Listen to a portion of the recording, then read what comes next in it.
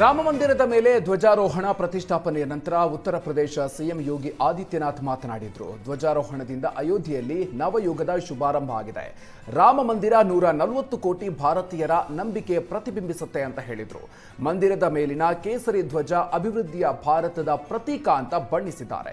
ಮಂದಿರಕ್ಕಾಗಿ ಮಣಿದವರನ್ನ ಯೋಗಿ ಆದಿತ್ಯನಾಥ್ ಈ ಸಂದರ್ಭದಲ್ಲಿ ನೆನಪಿಸಿಕೊಂಡರು. ಲಾಠಿ ಗುಂಡೇಟು ತಿನ್ನುವೆವು, ಅಲ್ಲೇ ಮಂದಿರ ಕಟ್ಟುವೆವು ಅಂತ ಮಂದಿರಕ್ಕಾಗಿ ಹೋರಾಡಿದವರಿಗೆ, ಪ್ರಾಣತ್ಯಾಗ ಮಾಡಿದವರಿಗೆ ನಮನ. ಮಂದಿರಕ್ಕಾಗಿ ಪ್ರಾಣತ್ಯಾಗ ಮಾಡಿದವರಿಗೆ ಧರ್ಮಧ್ವಜ ಸಮರ್ಪಣೆ ಮಾಡಿದ್ದೀವಿ ಅಂತ ಹೇಳಿದ್ರು. इस भव्य मंदिर के निर्माण में योगदान देने वाले उन सभी कर्मयोगियों का भी मैं हृदय से अभिनंदन करता हूं। आज का यह पावन दिन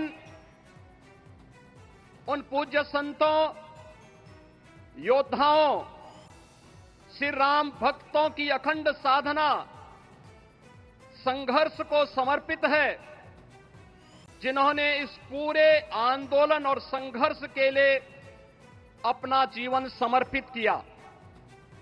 विवाह पंचमी का यह दिव्य संयोग इस उत्सव को और भी पावन बना रहा है। ध्वजारोहण उस सत्य का उद्घोष है कि धर्म ಕಾಂಗ್ರೆಸ್ನಲ್ಲಿ ಅಧಿಕಾರ ಹಂಚಿಕೆ ಸಂಘರ್ಷ ನಡೆಯುತ್ತಿದ್ದು ಕ್ಷಣಕ್ಕೊಂದು ತಿರುವು ಪಡಿತಾ ಇದೆ. ದೆಹಲಿಯಲ್ಲಿ ರಾಜ್ಯ ರಾಜಕೀಯದ ವಿಚಾರವಾಗಿ ಮಹತ್ವದ ಬೆಳವಣಿಗೆ ಆಗ್ತಾ ಇದೆ. ಸಚಿವ ಪ್ರಿಯಾಂಕ್ ಖರ್ಗೆ ದೆಹಲಿಯಲ್ಲಿ ರಾಹುಲ್ ಗಾಂಧಿ ಅವರನ್ನ ಭೇಟಿಯಾಗಿದ್ದಾರೆ.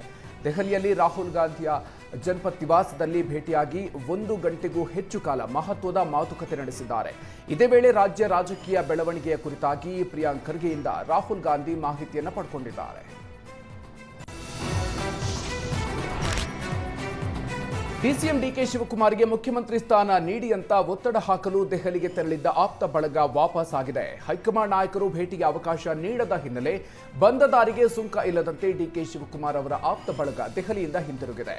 ಏರ್ಪೋರ್ಟ್ನಲ್ಲಿ ಮಲ್ಲಿಕಾರ್ಜುನ ಖರ್ಗೆಗೆ ಡಿಕೆ ಶಿವಕುಮಾರ್ ಆಪ್ತ ಬಳಗ ಭೇಟಿಗೆ ಯತ್ನ ನಡೆಸಿತು. ಆದರೆ ಮಲ್ಲಿಕಾರ್ಜುನ ಖರ್ಗೆ ಶಾಸಕರಿಗೆ ಅವಕಾಶ ನೀಡಿಲ್ಲ. ಏರ್ ಇಂಡಿಯಾ ವಿಮಾನದಲ್ಲಿ ಬೆಂಗಳೂರಿನತ್ತ ಶಾಸಕರ ಟೀಮ್ ಬರ್ತಾ ಇದ್ದು ಸಂಜೆ 6:30ಕ್ಕೆ ಬೆಂಗಳೂರಿಗೆ ತಲುಪಲಿದೆ.